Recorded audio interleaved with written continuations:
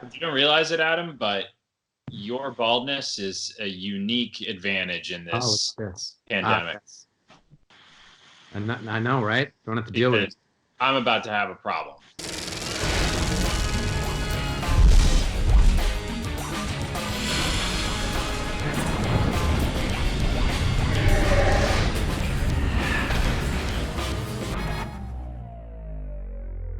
Hey, everybody, welcome to another living room edition of Baseball Night in New York. I'm joined today by Adam Fisher and Anthony Recker. We're talking Yoenis Cespedes today, and obviously it's both fascinating to look back and think about the now, right? Because we spent a lot of spring training talking about how he was gearing up to potentially get in games. He was on the side fields taking batting practice.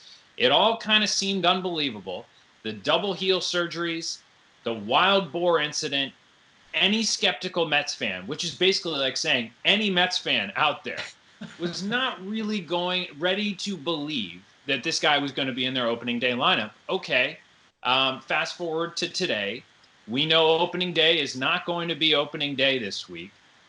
We know that there's going to be at least a long delay in the season. So that makes this feel a little bit more believable potentially. But let's go back first.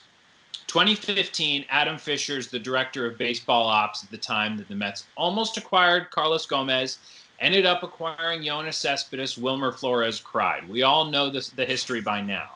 Adam, take us through the decision to go and acquire Cespedes at that moment in time at the trade deadline.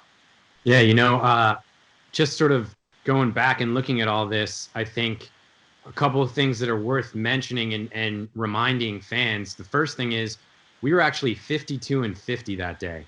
So that's pretty crazy considering 2 games over 500. The other thing, and perhaps Anthony can touch on this a little bit, but we got defeated that day by the Padres in one of the strangest games you've ever seen, this rain delay game. Where Familia blew it. We came back. Should the game have been canceled? They kept playing. It was a disaster. So you can think that was one of the worst losses I can remember as a Mets employee. So you can imagine what the mentality was for us the next day, understanding that we are contenders and it's wide open, even though we are 52-50. And this Carlos Gomez trade just had not gone through. So there's definitely pressure on Sandy. He wanted to get a bat. He was determined to find somebody to help the lineup. And that last day, interestingly enough, it hit. We had just played the Padres, and it came down to just acquiring Justin Upton or Yoenis Cespedes. And Adam, I know you mentioned Anthony's thoughts on Cespedes as a player, and Anthony, even going back to a couple weeks ago, the last couple months on Baseball Night in New York, Cespedes is a guy you still talk about for the 2020 Mets as a potential difference maker because of what he did to that Mets team in 2015.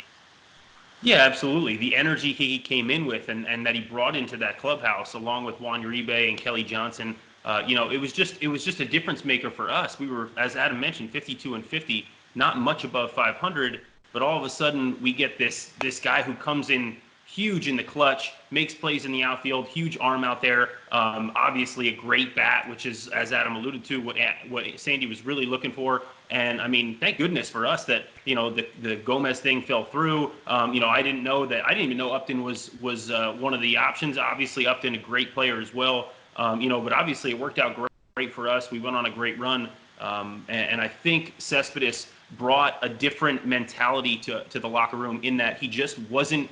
Not only was he not afraid of the spotlight and afraid of the big moment, he craved it, he wanted it, and he knew he was going to come through every time he was in those situations.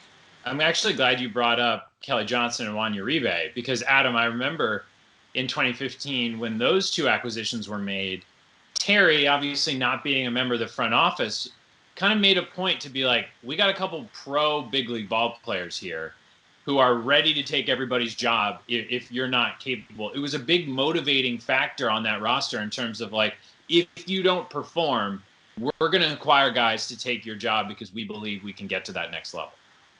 Yeah, I think that was sort of the first step in building a little bit better depth, as far as our position players. If you look at kind of what that offense was over the course of the year, it wasn't great. You know, if you look at our starting lineup and kind of the final season numbers, they're not great. You know, guys started to hit really in July, August, September. We had some players who really struggled in those early months. And, you know, that was huge, getting those two guys to get some ABs and replace some players and create some competition. And also, you know, as you alluded to, Doug, get some professionalism in there, get some more leadership. You know, Anthony can speak to that again as well. I wasn't down there, but, you know, those guys were kind of the first step in starting to change the culture down there and turn us into a championship team.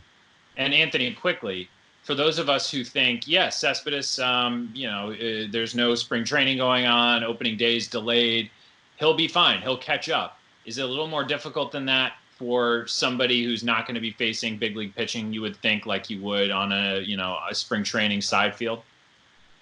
I can't speak to what he's doing right now, but I would think it would be a little bit harder because he's not going to have the access to even his own teammates, you know, where he could just see some pitches and take some swings and what the same stuff he was doing as he was preparing for the season. It's going to be a little bit harder for him to get himself ready. That said, it looks like the longer we push this, the longer of a time we're going to have, and these players are going to have to get themselves ready for the season. If it is a month, like, you know, like I've heard, I think he'll have enough time to definitely be prepared for the season, especially where he was in his progress, you know, before this whole thing started. All right, time now for the walk-off. It's brought to you by your Tri-State Cadillac dealers. The whole thing brought to you by your Tri-State Cadillac dealers. I forgot to mention off the top. Anthony, you posted something on Twitter. It's a video last night of something that I personally have never heard of as somebody who doesn't have kids. You started it by saying, "Hey, Kinetic Sand people." I thought that it first sounded like a Star Wars character, but it is instead something that is all over your floor. As somebody who has such bad OCD around the house that when dinner is being prepared, I want to clean up. I'm aware that you clean the kitchen after dinner. I clean it while dinner's in process. What exactly is going on your floor, and how are you going to take control of this situation? Well, first, let's start with what Kinetic Sand is. It's this magical product of sand that somehow kind of is supposed to stick together. You know, you could play with it and mold it and move it around, but it's supposed to stay together. They were playing with it in the house. They just didn't have any supervision at the time. And yeah, I'm actually looking at some. There's still some on my table over here that I must have missed as I was cleaning everything up. Adam, it seemed like when I mentioned Kinetic Sand, you knew what I was talking about. Oh yeah, I'm familiar with the old Kinetic Sand. You think it's safe in the house, but it can cause a real mess. So apparently not. There you go. Yes. Well, look, yes. You guys are doing as best you can with the Kinetic Sand cleanup, handling the situation delicately. I can't even imagine. So I'm thinking of you guys. Anthony Recker, Adam Fisher, we really appreciate you joining us on this living room edition of Baseball Night in New York, brought to you by your Tri-State Cadillac dealers. Thanks as always for coming on. Good to see you guys.